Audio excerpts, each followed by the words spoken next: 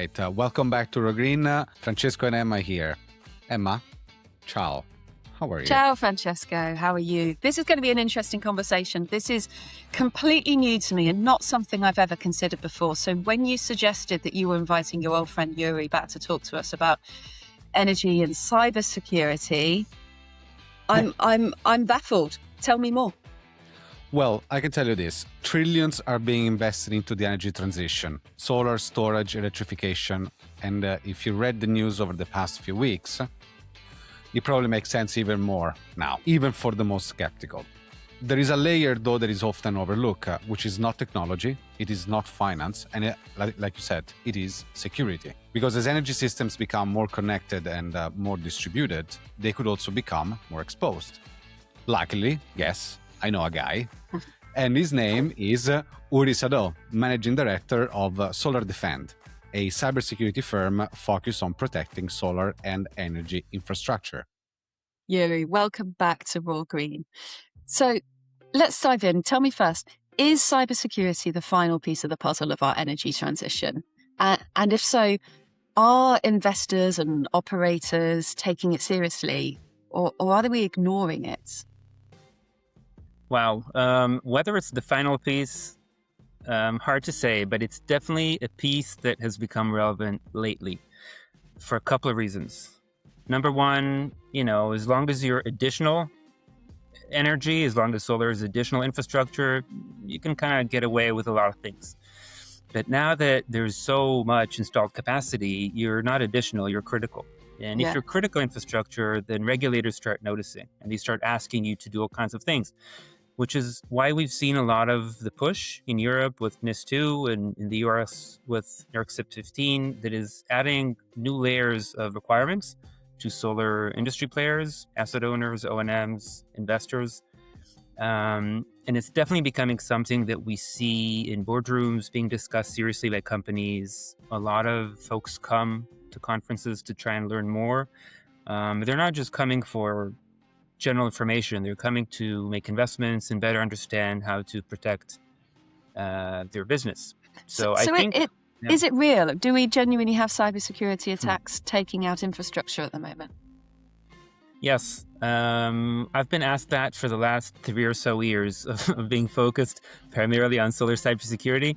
And we've always, folks that are kind of in the weeds have always said, look, there's some very strong proofs of concept. There's this blocked attack that almost happened. And we were always kind of uncomfortable saying, no, but trust us, it's going to happen. And unfortunately, it happened in the few days between Christmas Eve and New Year's in Poland. There was a combined attack that the Polish government pins on Russian-affiliated cyber groups, and that one took out plants. It targeted 30 or so solar and wind plants, and I've personally spoken with an investor who has active investments in some of those plants, and they suffered damages. So now it's not just theory and what do you call it? Scared. Yeah. Well, it's real. talk us through that. So walk me through what a real attack might look like. What exactly was compromised and how far did they get? So what we have over there was probably a lot of pre-reconnaissance that was done by hacker groups, and they found multiple sites that had weak VPN connections. So connections you could guess the password to, or you could somehow get around. It's not entirely clear yet how. So they've accumulated those, again, 30 or so plans, access to those plans, as if you're the legitimate operator. And they waited. So I sometimes give the analogy of, imagine a quiet neighborhood and there's a bad group of people moving home by home, checking if there's open doors, open windows, and not going in, just kind of taking note. And then at a predetermined time, when everyone's out for a holiday, when it's minus 30 in most of Poland, Celsius, they go in at once, and they go into all those plants and start messing with devices inside, RTUs, SCADAs, controllers. And unlike some cyber attacks that you would see where devices or data is held ransom for money, for cryptocurrency, this one was not about that. This was about vandalism and damage. So they come in and they just start bashing whatever they could, There's all kinds of they actually used, it's called the wiper tool. It's a malware, it's a virus that can be used against controllers and other types of industrial equipment that just turns them into a brick and just kills the device indefinitely. You cannot restore it. So we've had a situation where multiple sites are attacked at the same time and just lose all connectivity to the internet. Luckily, this was not sophisticated enough of an attack to start playing with the power outputs in a way that could jeopardize the entire grid or induce a blackout, which is a short step away. But they used their access not for that. They just used it to create localized damage. Do you see any differences in, for example, vulnerability or, let's say, way that can be attacked between a traditional power plant and a modern solar asset? Yes, I mean, for the very simple reason that if you imagine a big traditional power plant with chimneys that burns gas or coal, it's a very big site. I mean, take an example that anyone can relate to, not cyber, but just physical intrusion. If you're a burglar and you want to go into one of those big fortresses with guards and fences and walls and buildings and turbines, it's a very big deal. You need to be very skilled to get in. Yeah. Yeah, you need to be Tom Cruise. But if you want to get into a solar plant that's 5 megawatt, 10 megawatt, which is the most common in You have Europe, to climb a fence. Yeah. you jump if there is a fence and there isn't a hole in it that some kind of wild animal already put. So it's the same with cyber. Now, most of these plants are very poorly secured, and not only an individual site, but sometimes the kind of one ring that controls them all could also be poorly secured, just because it's a less mature industry. We've had regulations and experts and expertise built for the last 50 or so years in the traditional power, well, not 50, but 30 for sure, traditional power sector. But now with these systems, it's different. And that's before we even start talking about how connected these systems are and how remotely controlled they have to be to make a profit from them. I was So just going to yes, they're say, much more vulnerable.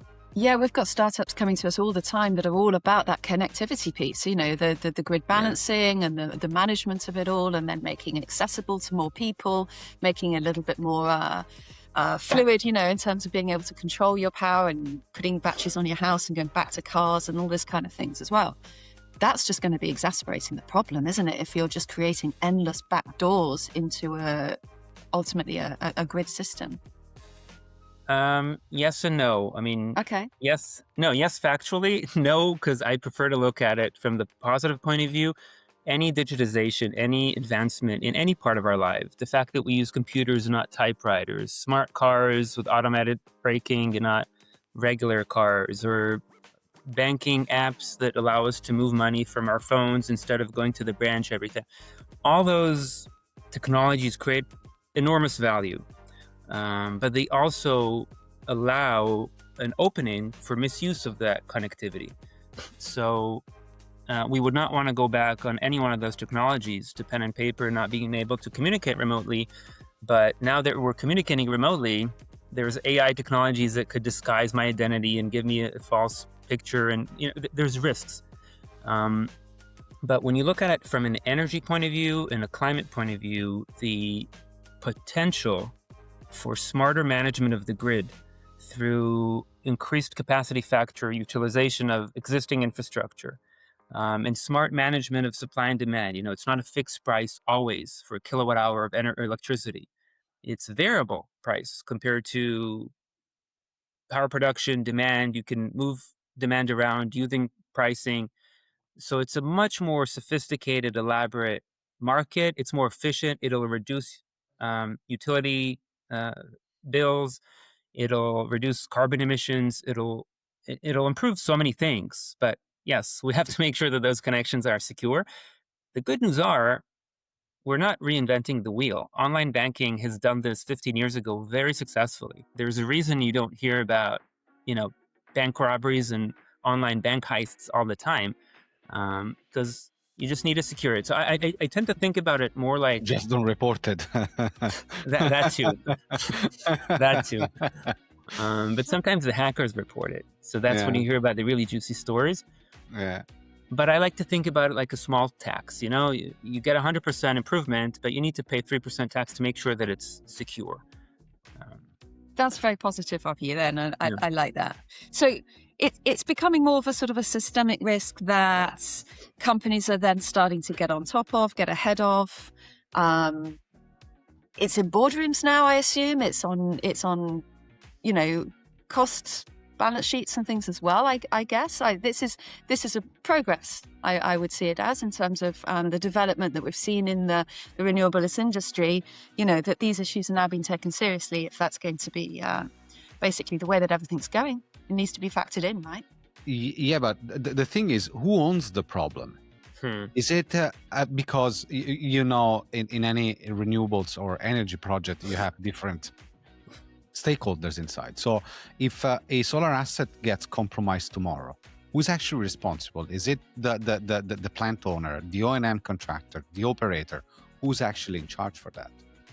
This is a great question, and there's still some uncertainty about that we're trying to clear through the work we're doing at Solar Power Europe. I hold this position of chair in the European Solar Association, where we're trying to clarify exactly those issues, and I'll dive into them in a moment if you'd like. But first, to Emma's question, yes, we're finally seeing this being discussed seriously in boardrooms, and that is almost entirely, I think, because of regulation. Yes, we've had more and more attacks, and we've had other reasons to take this more seriously, but at least in Europe, what's really moved the needle very quickly is regulation. And NIS2's been looming for a while, and it's been pretty clear in setting responsibility on CEOs, executives, and boards. But in some countries, Italy being one, we've actually seen the National Cyber Agency call up companies and saying, stop bickering, operators, asset owners. I'm calling you because you're responsible. You are now good, surprise, you're a critical infrastructure operator. And by October 31st, you need to comply with this and that, or you will be exposed. I think it's 10%, maybe less. I think it's 10% of global revenue. So for asset owners that are, or O&Ms, asset owners that are highly leveraged businesses that have a lot of revenue but narrow margins, this can be devastating. So you're really seeing these companies now scramble to find solutions and to understand what is the adequacy requirements from them. So that's a very big catalyzer. But we're still seeing a lot of confusion because a lot of these companies will operate plants in Italy, but elsewhere as well, Germany, Spain. And every country has a slightly different process of how to transpose NIS2 and what are the requirements. And yes, there's a lot of finger pointing between O&M companies and asset owners, and the investors are asking questions. It's still a bit unclear, but we expect that within the coming 6 to 12 months, we're going to have enough precedence and enough clarity coming out from the regulatory side that will make 2027 much simpler and less costly for that reason for compliance. And how about insurance? Surely they've got a part to play in this as well? I've spoken to quite a few insurers, and I don't have 100% visibility, but I'm seeing them kind of passive, waiting still to see what happens. Some companies are considering offering cyber insurance schemes. Where you see much more proactivity is with investors, and they're creating the checklists for, loan requesters, and they're putting much more emphasis on supply chain security, on the type of architectures that is built into the sites.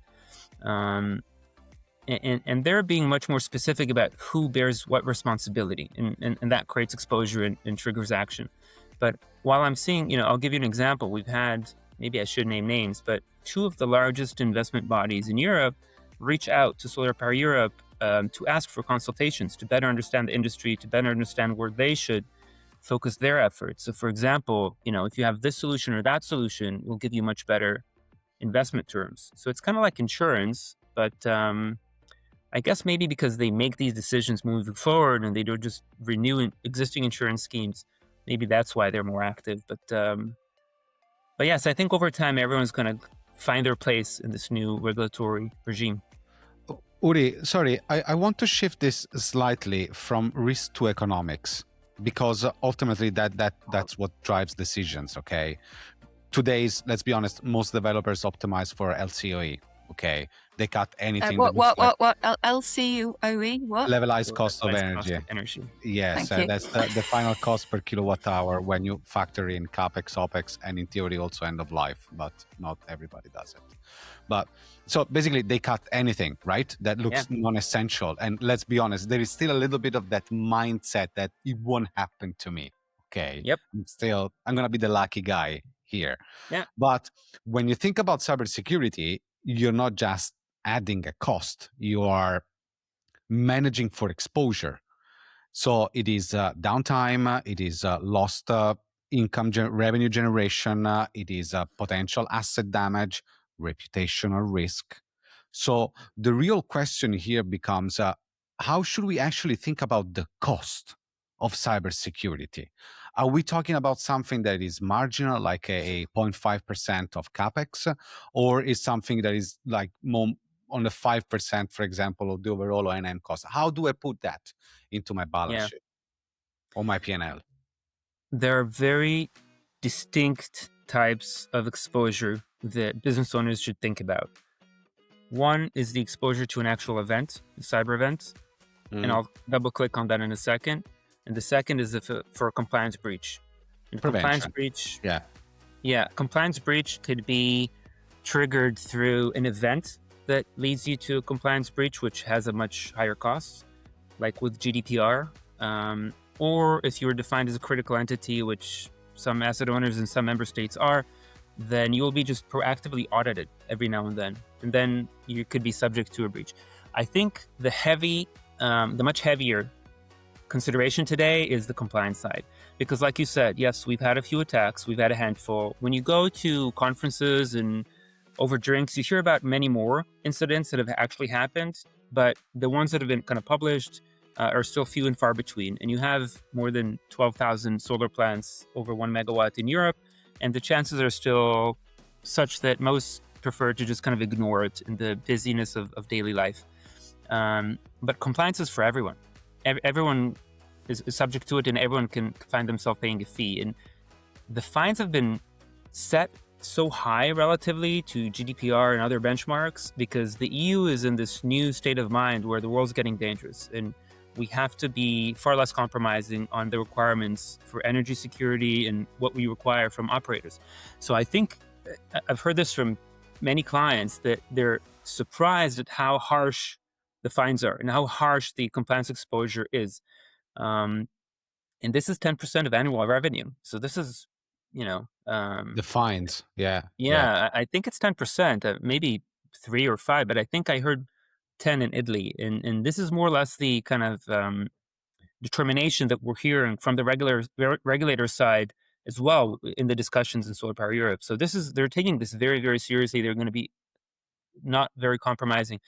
I expect that in November, December, when the deadline for compliance in Italy is already passed, I think we're going to see some massive news reports about, example cases of, okay, now we're going to show everyone what happens when you're not compliant. This is kind of the working assumption for those that have discussed this with the ACN, the Italian regulator. So I think that's the primary concern that I would recommend business owners to O&Ms and asset owners and investors to get smarter about. And of course, in an act of self-promotion, this is a lot of what we do. We consult on these issues and we can help understand where the risks are. And then there's the other category of actual cyber risk. And here we can talk for ages, but there's just every type of cyber attack you can imagine is possible. There's ones that are a minor breach to an individual plant and 1 hour of downtime and everything comes back. Or one device is destroyed and you have to replace some kind of SCADA controller or RTU and it's a few thousand years and that's it.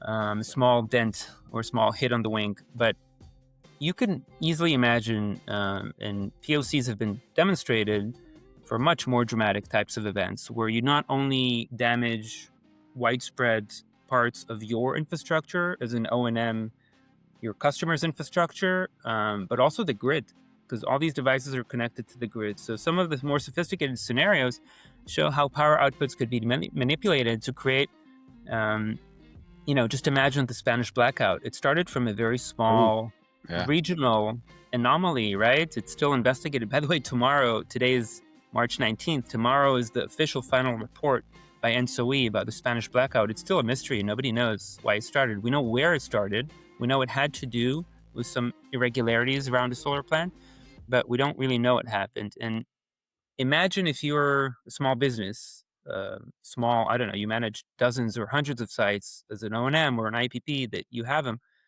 And suddenly something happening in your infrastructure takes out an entire country with billions in damages in Spain and 11 lives lost in the Spanish blackout from asphyxiation, from generators and an apartment that lit on fire because of a candle that was left. And I mean, it's a whole country. It's tens of millions of people in blackout conditions. And that was in spring. Imagine if it happens in winter.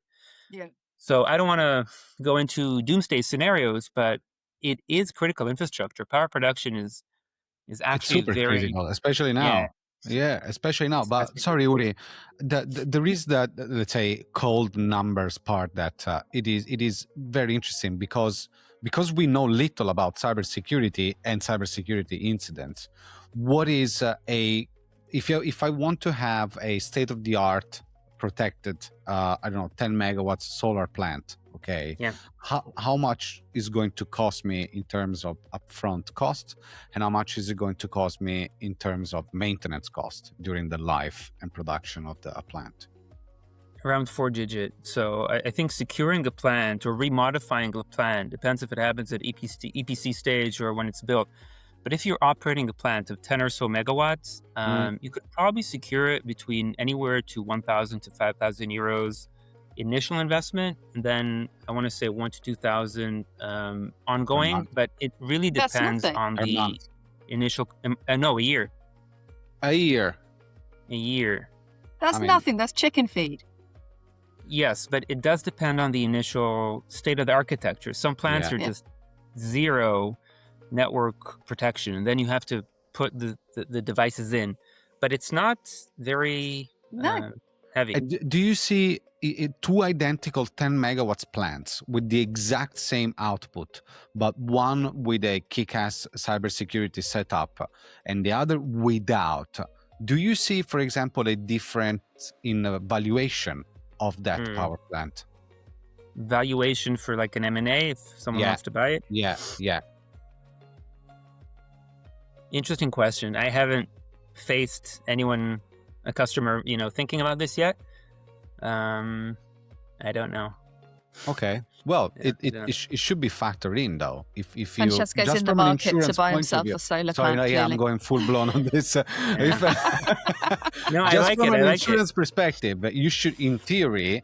I mean, I let me use a comparison here. I talk with the real estate experts about building valuations. Some with, for example, super kick-ass sustainability certifications, and some with others. You put them in front next to each other, there is no difference into the valuation. But here we're talking about risk. We're not talking about a sustainability certification. Okay, risk that then can be spread out through the entirety of the grid until our homes, right? Once you have that access point, then you can spread in, as you taught me last time you and I spoke. So it should have a different valuation. If I buy a more secure data center, it should have a higher valuation than a less secure Well, data sure, but what center. we've just heard from you is that it's relatively cheap to put it all in place, so it wouldn't increase the value that much. The barrier to entry isn't high on that. In other words, why should there be any solar plants out there that are not protected? There doesn't seem to be a valid excuse for it. In fact, if anything, I'd look at rather at boosting the value of the good ones. I'd look at penalizing the bad ones, because they're that wide open back door that somebody's leaving, sort of vulnerable, and encouraging hackers or others to sort of play around when they shouldn't be, and see it more of a legislative issue and penalize them for it, just to play devil's advocate.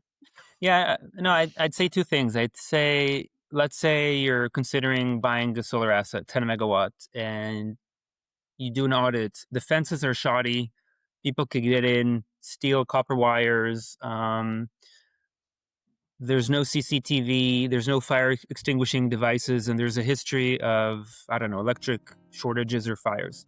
Of course, that'll manifest in the valuation.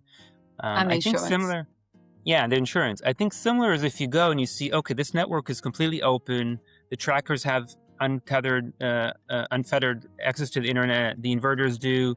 Everything's just wide open. Default passwords. Anyone could get in. That should have the same effect. But to fix the fence, to put CCTV and to create some kind of cyber visibility and protection tool should not be a huge deal. But I think where this analogy ends is because cyber is also about the plant, but also about how it's connected. So you could have a super secure plant, but it connects to some insecure server from the O&M. So if you make that procurement decision or acquisition decision, I think you would also have to look at how they're managed remotely. So it slightly differs on that respect. But I have to ask about AI, Yuri. We can't finish the conversation without bringing this in. Do you think it's... What's AI? AI. Do you think it lowers the barrier for entry to attackers, or does it more like improve the defense that we have available to us as solutions? Yeah, it definitely reduces the barrier for entry for attackers, because if you've had attacker groups, and we're seeing this already in other industries as well, it's much easier to impersonate now that you have LLM tools. You can create phishing emails that are extremely convincing. You have AI tools that could make me look like Francesco right now and change my voice. And you hear about people interviewing for jobs with these avatars to hide the fact that they're actually North Korean agents. And there's North Korean agents working in tech companies in America. This is an actual story. And you get people impersonating CEOs contacting the CFO and telling them, hey, transfer money quickly to this account. And these are crimes that are happening today. So for an AI email or video call or phone call to call an IT manager, tell them, let's say in an O&M, and say this is the asset owner and we're super upset because we have to do something right now, or they'll give the access. And AI has been very useful for attackers in that respect.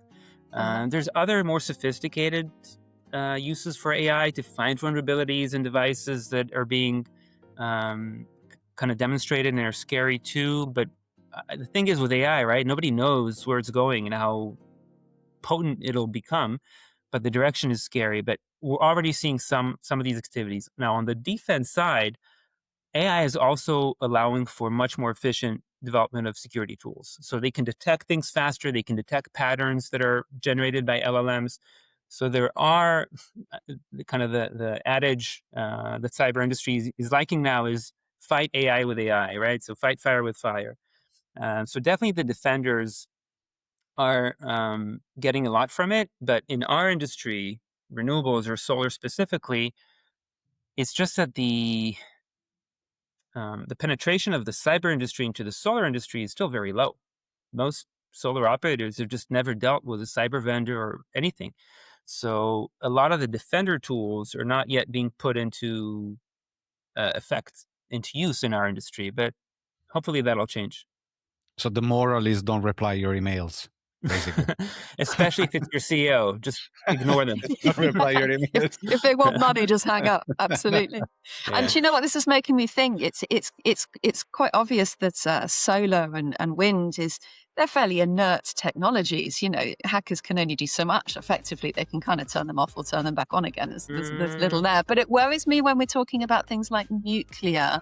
If obviously these things are going to be more connected in future with various different levels, then there is less inert, scenarios coming to life, aren't there? Do you have any thoughts about that? I appreciate solar is your bag, but have you looked over the fence as to what other industries and other sectors are doing?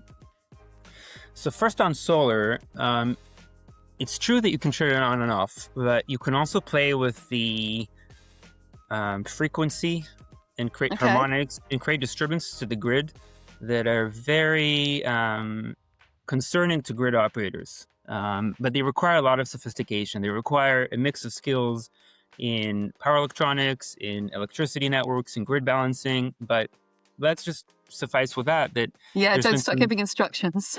Yeah, no, but it's a whole world. It's not just power out, power in, like with water flow. It's actually much more Okay. sophisticated. To the authorities that are listening to these episodes, we are the good guys, by the way. Yeah, we're trying to do good here. Of course. We have no idea if Yuri's Yuri right now. We've already proven that. He could, I'm actually a could North be any Korean. kind of North Korean operative.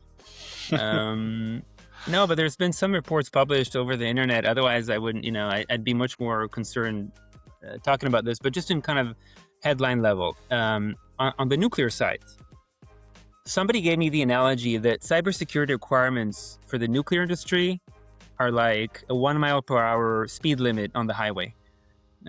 They've been in existence for 70 years with the highest levels of protection. To keep a nuclear reaction balanced is a very subtle, sophisticated, sensitive industrial control problem. And that has always been segmented with 5 different redundancy mechanisms put into it back when it was completely analog, and it hasn't really modernized. So nuclear plants aren't dispatchable or flexible. They just give out base load, and you can kind of, the business models around them have also been very conservative. So, And I trust that's being used with the small nuclear reactors that are coming online, obviously, for data centers and other things in the UK, because there's a lot of work there. I Let's need to assume it read is. more.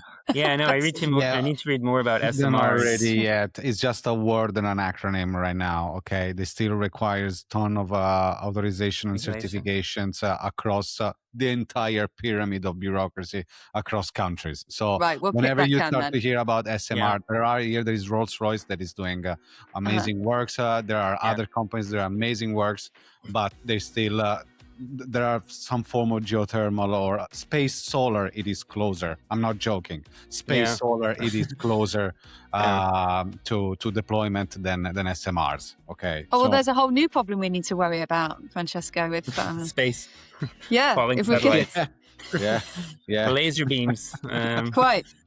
Or radio too. Then they get converted. But yeah, it's a way closer that than SMRs. But yes, it is a frequency thing.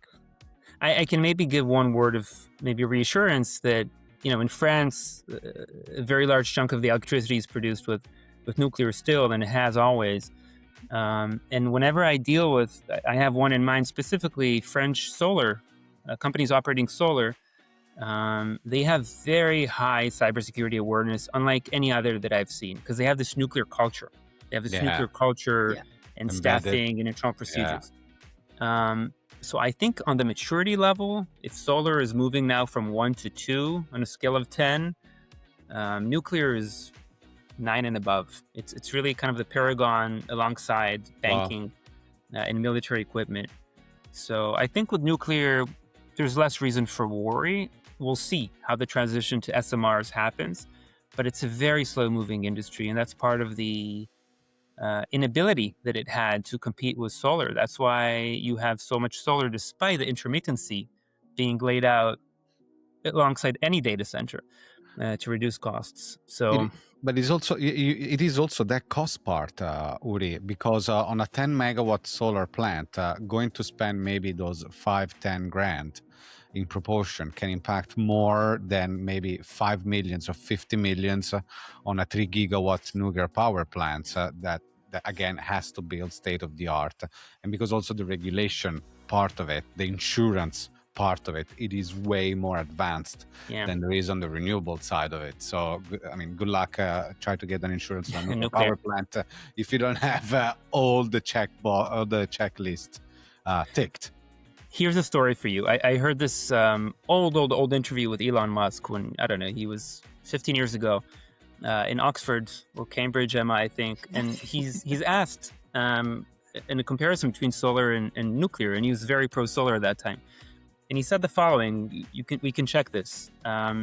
If you take a nuclear plant size plus the clear space, so the area around it that you have nothing in, and you put solar on everything, so you can get the project done much, much faster. I think 1 year instead of 5 years. You won't have any community objection. You'll generate the same amount of power if you put in batteries. It won't be intermittent in most parts of the world in terms of irradiance. So I think the facts speak for themselves. When you look at how much new additions of solar were done last year, I think in America it was just published, it's like 42 gigawatts.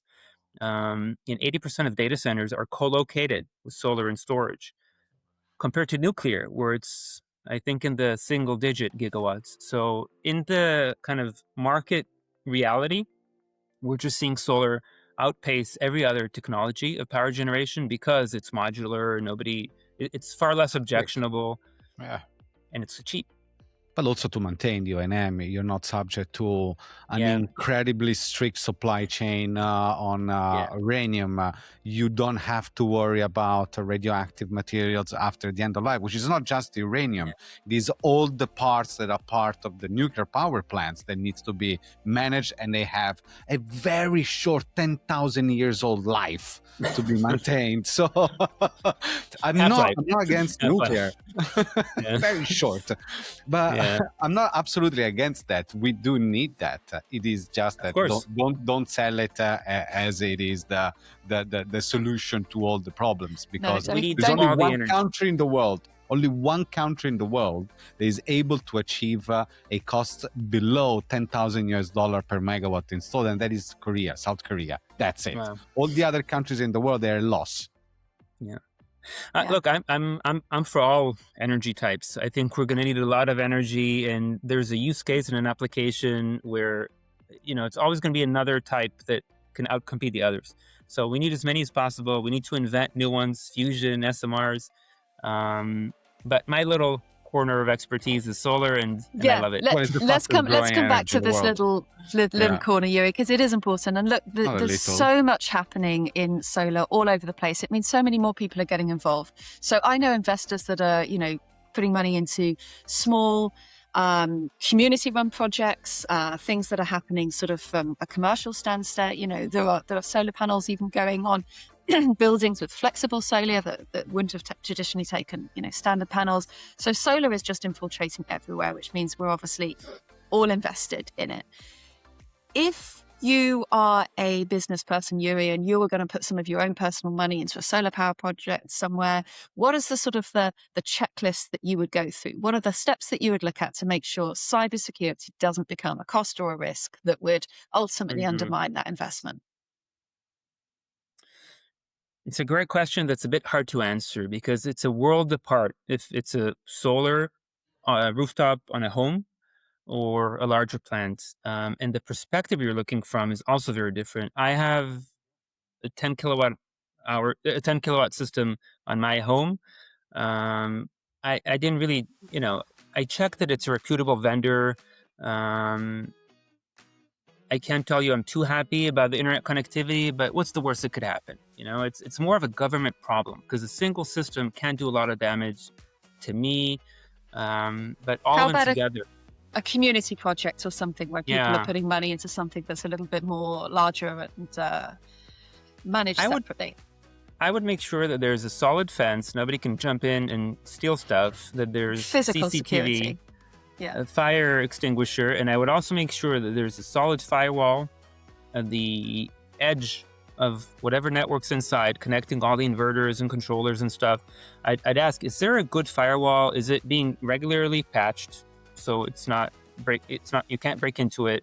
And is anyone with some minimal expertise looked into it? Is it been certified? Is the company managing it, the O&M, has a cyber manager or person that I can talk to and make sure that they took the basic steps? It's always the same with cyber. And I think we spoke about this last year, Francesco. Cyber hygiene solves 95% of the problems. We gave this Right. analogy of like the dentist. You go to a dentist and 95% of the problems will be solved if you brush and floss.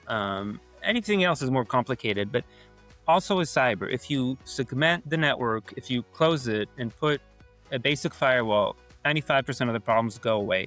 An attacker will come and say, this door's not locked. Let's check the neighbors. And they'll find a neighbor with an unlocked door. It's true in almost every non-banking, but almost any industry. And in our industry, it's very common just because the baseline level is so poor. So if I'm investing into a community solar project, or if I'm taking some share in a commercial or industrial or utility scale product, project, those are the types of questions I would look into. I would say, okay, what modem? I mean, what firewall are you using? What inverter brand? What SCADA brand are you using? And I would probably go a bit deeper into seeing, okay, who has access, who can play around within the network, who has permissions to access the site remotely, and a set of other questions that really bring you up to 99 or 99.9 level confidence that an attacker will just move on to a lesser challenging target. And don't reply your emails. Also add that. Thank you, Uri. Yeah. This was a fantastic conversation, as always, never boring, with you. I feel like I know so much more. I'm done with it. Yeah. Yeah, very interesting. Very interesting. Good. Thank you, Thank Uri. We do this again. You know that. My pleasure, guys. Take care. Keep safe. Thank you. Take care. Bye-bye. Bye. Thanks for listening to this episode of Raw Green. If you made it this far, you probably enjoyed it. So don't forget to hit subscribe and follow our podcast.